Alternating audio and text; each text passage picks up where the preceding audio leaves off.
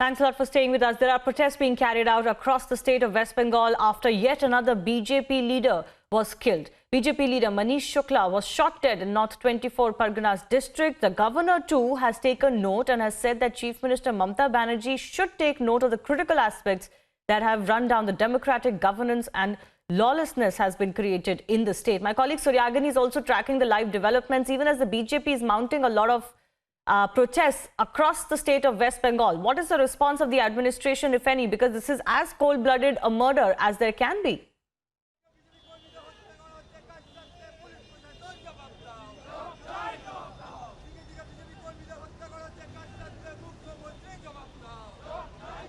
Suryagani?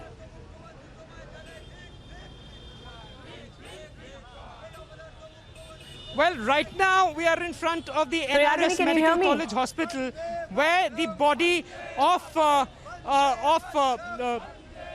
BJP leader who died last night has been kept for the autopsy. In a while from now, the body will be handed over to BJP, and BJP workers will be taking this body back to the residence of this particular person, Manish Shukla, over there in North 24 Parganas, now where he will be cremated. This started yesterday when Manish Shukla was in his area in Barakpur, Sritagarh area, and miscreants opened fire at him at evening on Sunday. Now, what we need to understand is that the exact spot where this incident happened, we were over there today morning, and it is a very crowded area.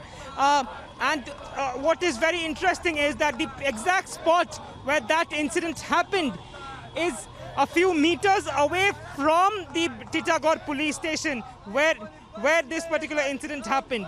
What we would like to show you is that BJP supporters are protesting over here with Manish Shukla's posters and banners. His body will be given to the BJP workers and leaders, and after that, his body will be sent back to his residence in North 24 Parganas.